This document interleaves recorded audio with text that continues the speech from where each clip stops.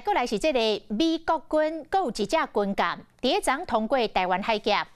因为即摆是中国咧举行两会期间，加上进前中国渔船并船的事件，两岸的情势紧张，这个时间点是真敏感。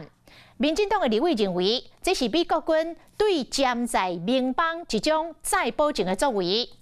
咱的空军沿岸将要伫咧顺德、台南甲花莲来进行着跨暝的飞行训练，因为今日交叉着民众，拢事先传消息来通知着里长，讲为着因应时局，请谅解。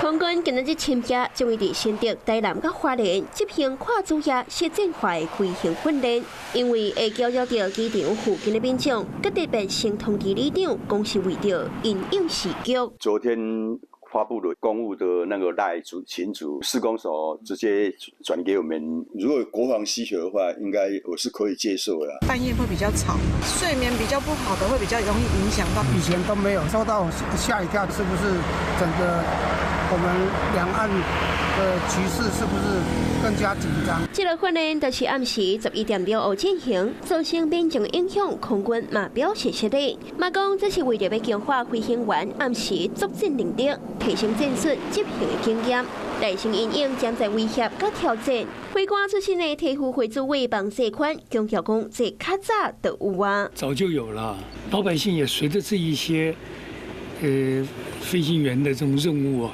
也逐渐的谅解，这就是一种向心力，这是可喜的。美军巡运号驱逐舰昨个在通过台湾海峡，强调所有国家伫公海的自由航行权。国军表示，专程掌握状况正常。严格量化，因为中国三部快艇伫金厦门水域并船，加上又搁伫中国举行两会期间，洪解释时间点敏感。美方这些军舰在我们这些周遭的这些海域。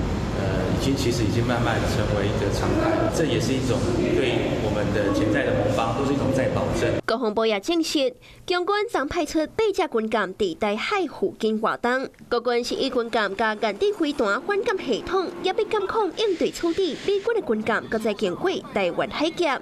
管控因为中国快艇并船所造成的紧张局势。